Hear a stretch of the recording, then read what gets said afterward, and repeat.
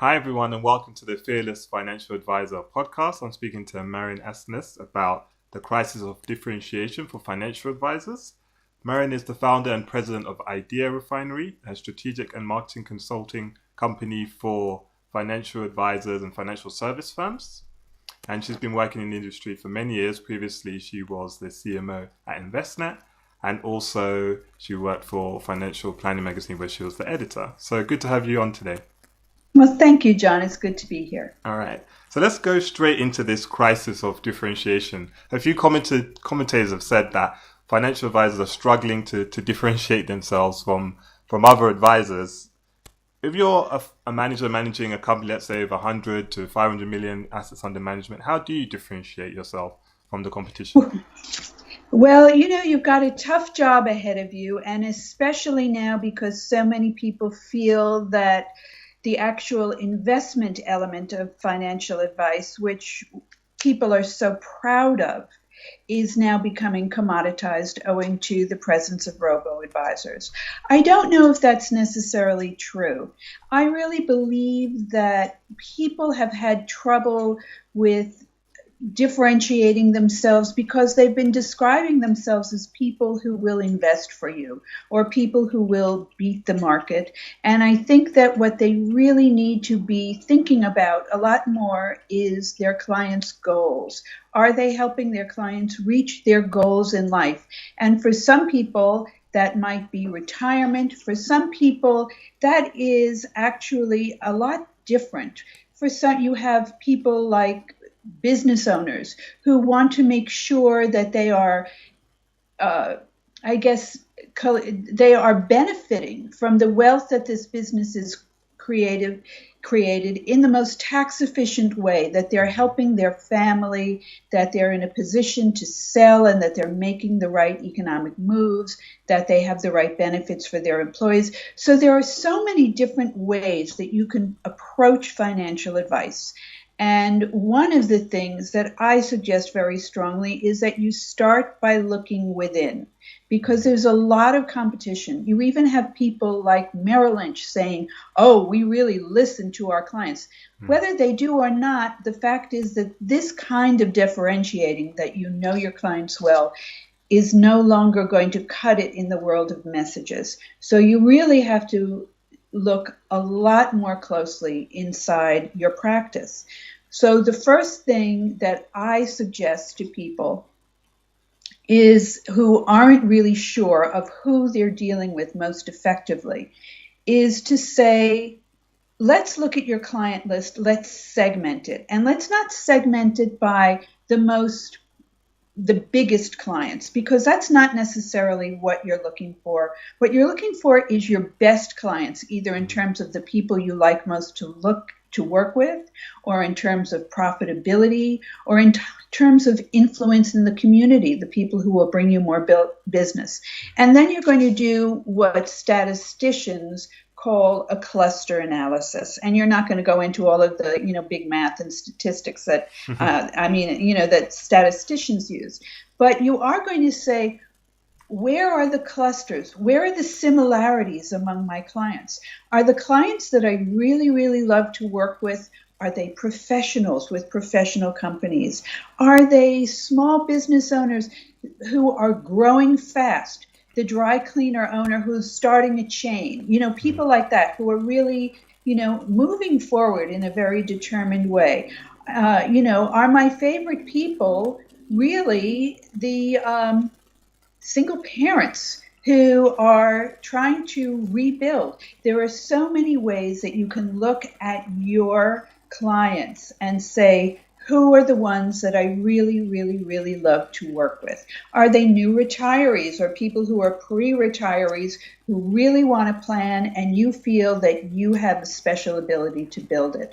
So that, that right now is a superb niche. I mean, if you look at the demographics, at least in the United States, there are a lot of people out there who are looking at their finances and going, oh my God, I want to retire in 5 years. I want to retire in 10 years. I get calls every day from friends because I'm a baby boomer. Who should I be talking to about my retirement plan? It's big business. But the other thing about when you do look at the idea of having something that makes you special, you really need to focus on it. You really need to have the skills so that you can back up that promise. Okay, this is a lot of detail. I want to unpack this. There's a few talking points Okay, here. let's do it. All right. So first of all, the segmentation.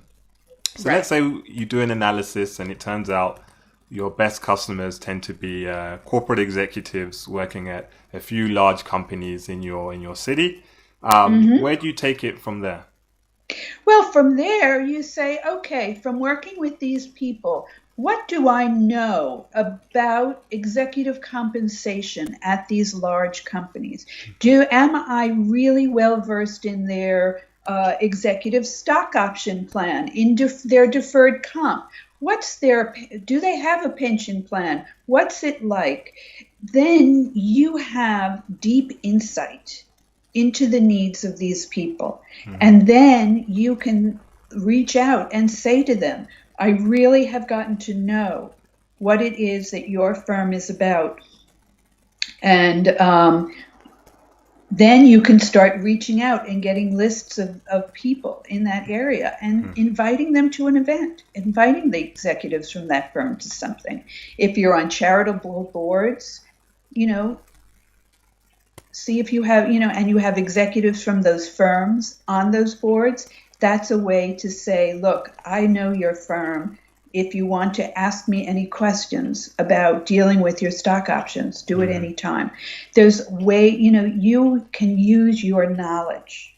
That has worked, that's how I found a financial advisor in the past. I was leaving a firm in publishing that had a very highly developed benefits plan and comp plan, and I wanted to know what I had. Somebody who had left the firm and become a financial advisor said, I got it. Let's talk. Perfect.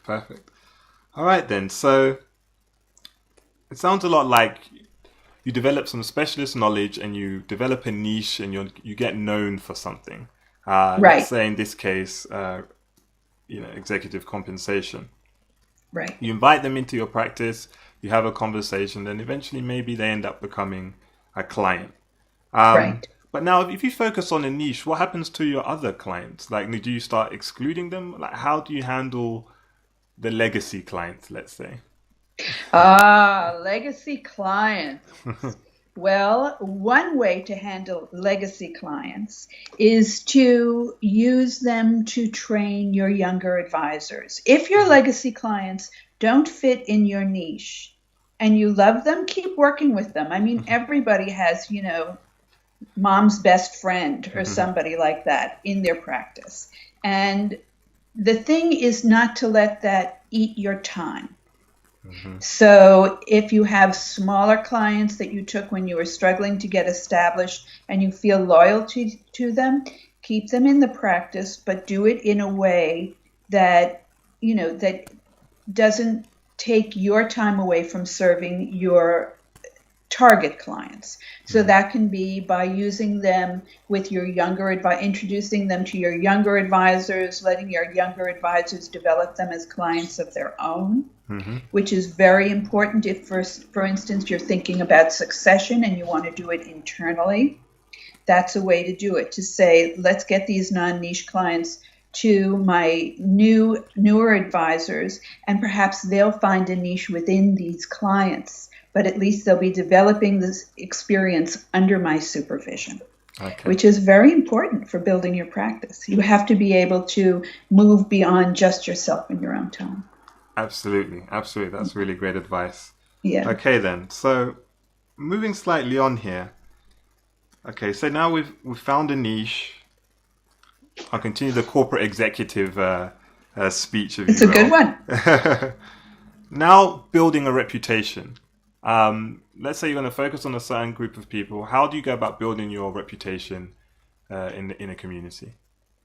That involves outreach, and one of the so that you want to do it in a multi-pronged way.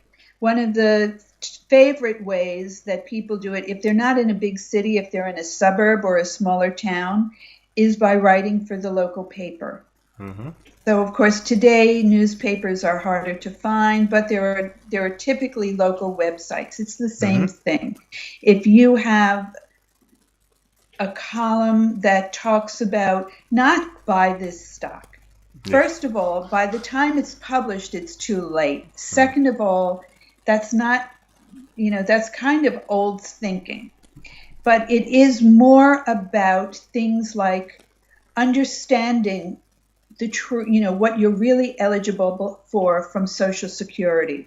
What are the choices you have, depending on your niche? If you're looking at retirement, at retirees, you would do things like Social Security, Medicare Part B choices, all of the kind of things that are big, important, decisions in retirement, but that leave people confused. If you're talking about corporate executives, you might want to do, a column on philanthropy, on being a board member, on, local issues that affect the residents of a community. It doesn't have to be on finance, on the ins and outs of investing. It should be on anything but that. If you are, a prominent member of your country club, you could write it, for goodness sakes, you could write it on golf. Executives find it very important to keep those, contacts up. You could write it about networking. But the idea is to have people see who you are and what you value.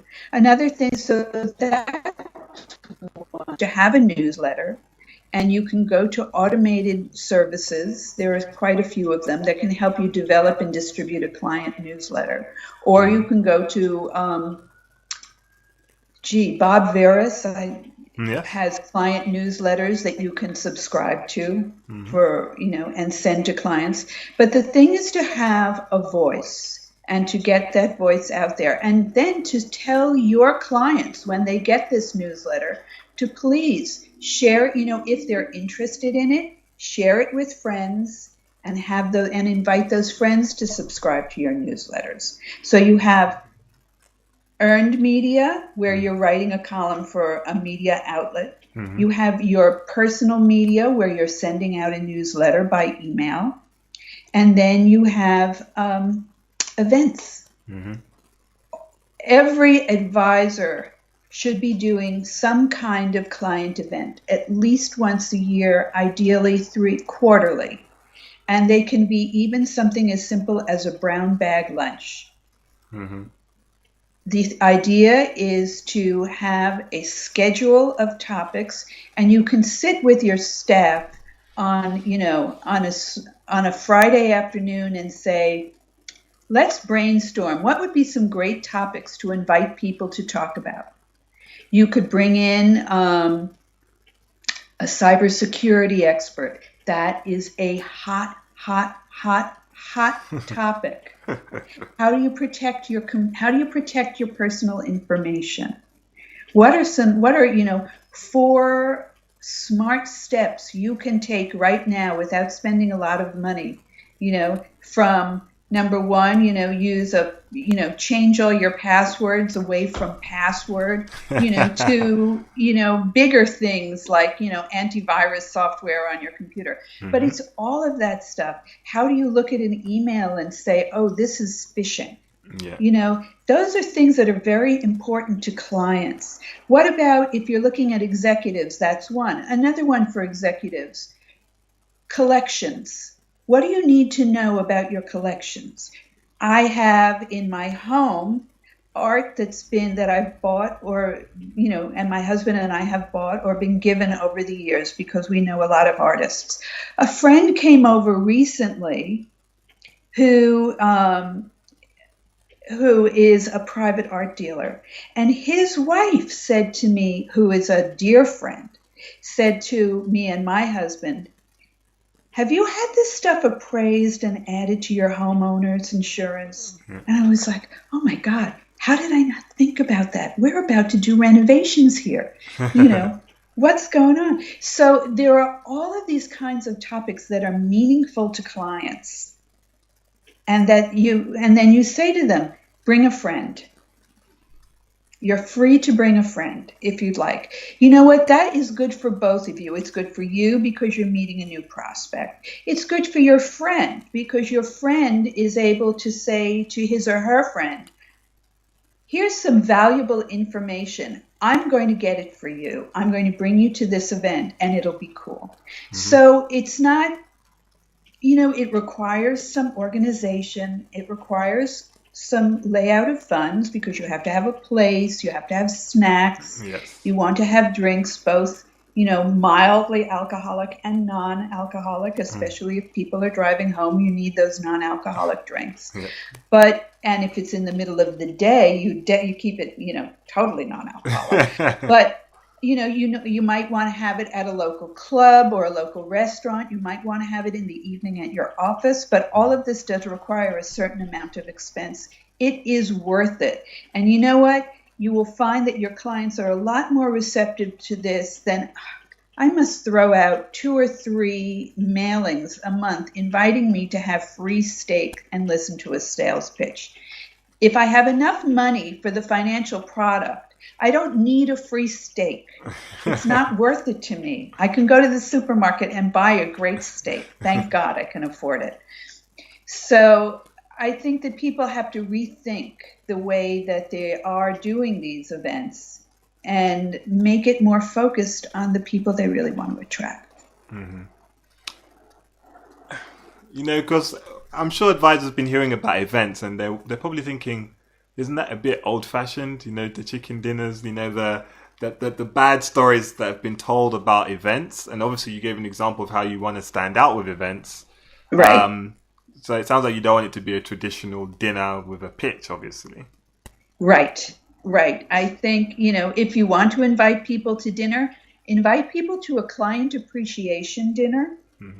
And rather than selling them, give them information. People appreciate knowledge, especially the kind of high-functioning people that become executives that want to be, if that's who you're going after. If you're going after a different target market, there's a different pitch. So, for example, if you're going after the recent widows of your clients and you want to design an event specially for them, it might be a very different event. Mm-hmm. It might be about, their, philanthropy is a great event. When you're thinking about philanthropy, how do you do it strategically if you want to build a legacy? Mm-hmm. Another one is gifting to grandchildren because there are tax ins and outs of gifting to grandchildren. Oh, that's important. Another one is auto safety. Because if your husband's been driving you around and you're a widow, now you have to think about auto safety in a different way. I mean, there are all kinds of things that you can do. Cybersecurity is big with those people. So I know advisors listening to this are probably thinking, how long is this going to take? Like, I don't really have much time or money. How much time and money you have to put in at the beginning to get results and how long they have to wait? People who follow these strategies, does it take them 6 months to see results, 2 years, 10 years? What have you seen? Well, the important thing for you to do is start tracking your funnel. Mm-hmm. So a big issue is having an once you've done these events and you've raised your profile in the community, you have to have an organized sales journey. The sales journey being from qualifying as a prospect, becoming, qualifying. Well, first you have your lead. Sorry, let me take that back. First you have a lead that you've developed by, your client has brought a friend to one of your events. Yeah. That's now a lead. Now you're qualifying that lead. Does that lead have the kind of assets that you are interested in, the kind of lifestyle that you want to serve? Then you're talking about turning that lead into a prospect. One event isn't enough. You have to follow up.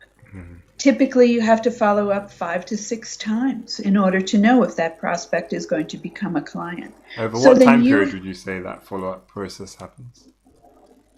Well, a sales journey can be very quick. If somebody really is looking for an advisor right now, you could have a 2-month sales journey. It could be done. Mm-hmm.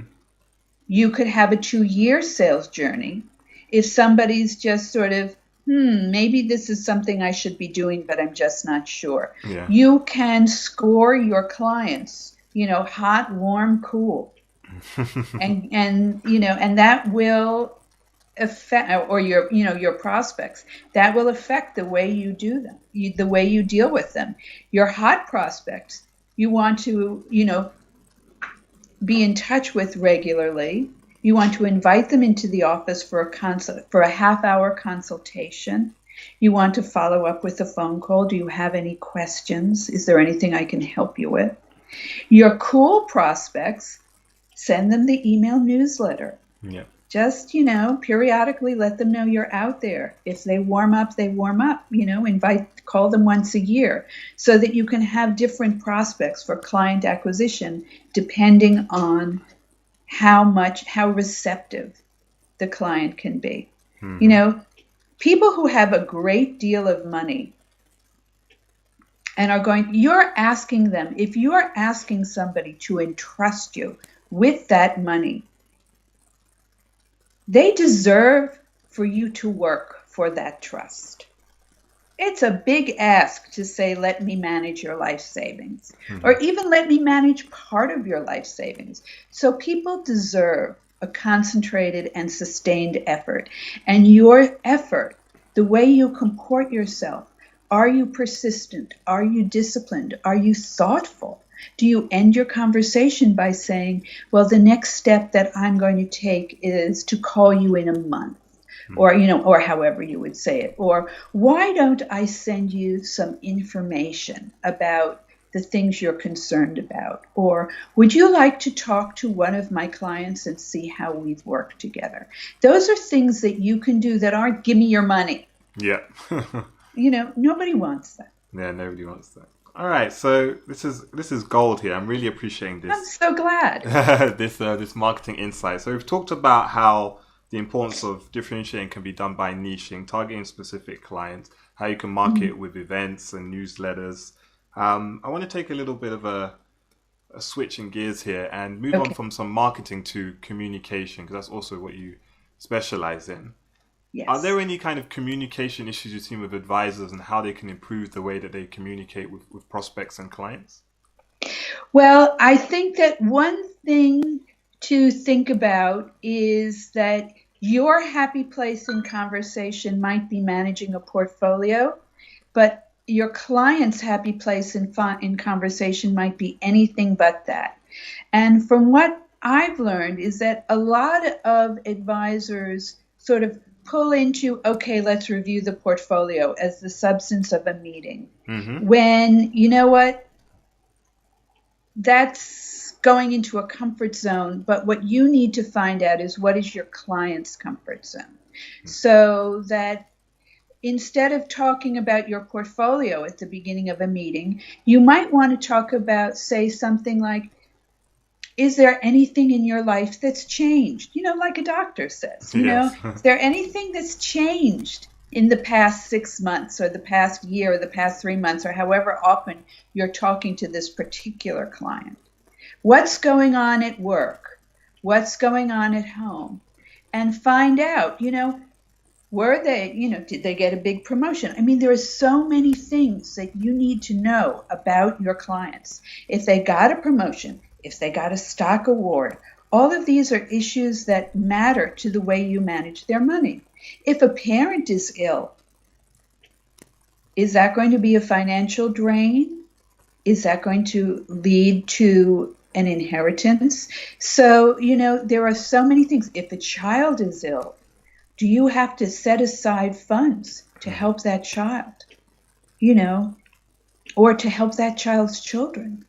There are so many different elements of a financial life that the portfolio is going to fund, and very few of us lead simple lives. The older you get, the more complications. So, you get married, you get divorced, you have children.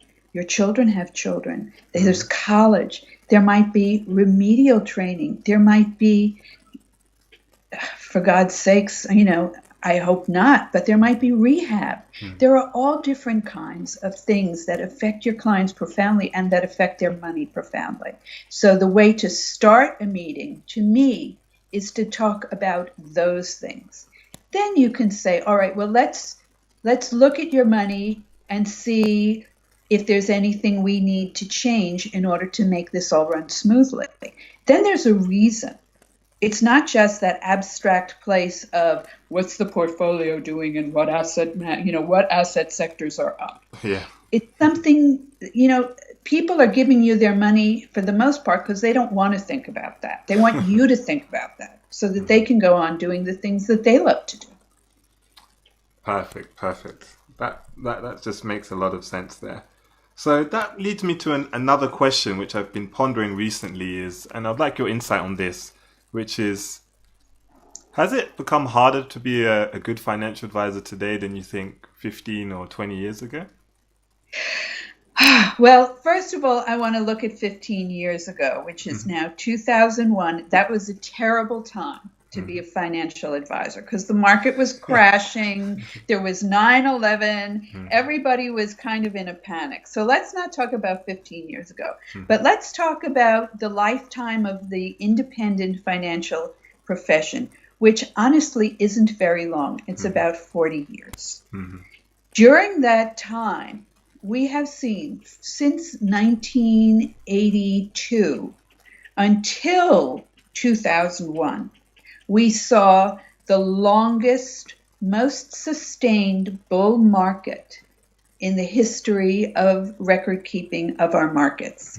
So when you look at that and you say this is when the majority of financial advisors, at least the independent ones who are working today, built their practices, what you see is a business that was born with the wind at its back. Yeah. So it's easy to be smart when everything's going your way. Absolutely. When everything's not going your way, it gets a lot harder to be smart. And today, yes, since 2009, the value of the market has tripled, but that was after it got cut nearly in half. So you have to think about what's the time frame, what's the asset frame. We're in a time today where people, because we've gone through so many crashes, are more suspicious that just putting your money into the market diligently over time is going to get you where you want to go. People are really worried that that may not be the case. In addition, although technology has made it possible to provide incredible services as an independent financial advisor, now we're getting into a new era where, like many other fields of work, we're being threatened by technology. We're being replaced by technology. Now it's nibbling at the margins, but it will get better. I mean, just as you're looking at the possibility in 10 years of having driverless trucks delivering all of our goods and services across this country, which is breathtaking. And then you think, my God, all those truckers, what are they going to do? And the same, we're not immune. We have to think about what we do in another way that is much more about goals and much less about the elements of our job that can be commoditized. Yeah, absolutely. And why so far, personal action is not replaced by technology. That may not always be the case as we develop AI, but right now, people really want a human, sympathetic ear and creative mind working on their behalf. But this is an interesting topic, I find, because most of the advisors who work in the industry, the advisors I speak to, they didn't come into the business from this perspective of being behavioral coaches, talking about goals, life planning. They came into the business because they liked numbers and math and looking at charts. And now they're being told to do something that they never expected to do. Well, all of us have to renew and refresh our skills in order to stay relevant in today's economy. And that goes for financial advisors as well. So I started out in publishing. I was in print publishing boy, did I have to learn new skills Yep. in order to deal with the web, in order to deal with social media. I had to learn marketing. I changed careers. I think this today is the typical life path of a working American. The average American today is going to change jobs 9 times. And they're not all going to be in the same field. You have to have new skills. You have to stay relevant. And staying relevant as a financial advisor now means giving at least equal weight to the advisor part as you do to the financial part. Makes sense. I saw something on Twitter recently which I really struck me, which was someone put up a tweet about how the only sustainable competitive advantage you can have is your ability to learn in this modern age. And I think that's true, really. It's just your ability to learn. That's the only way, people who learn faster and adapt are the That's ones right. who Well, survive. I think you said a second key word, which is adapt. It's not just your ability to learn. It's your ability to take what you learn and adapt the way you work to incorporate what you learn. Right. So last question before we wrap up. Okay. What advice would you give to your 30-year-old self based on your career? My 30-year-old self. Wow. Okay. Don't worry. Keep learning. I mean, when you're 30, you worry about everything. And I remember my parents saying to me, "Why are you so worried? You're going to be fine." And the other thing is to trust in your ability, invest in your abilities, know your weaknesses. Don't do things that require you to make your weaknesses stronger. Do things that involve your strengths. Cherish your strengths. Use your strengths. Give the jobs you're weak at to other people. Don't try to change. Excellent. Those are my words of advice. Thank you very much. That's some great advice there. I appreciate that. And thank you for being on the podcast. Oh, it's my pleasure, John. All right.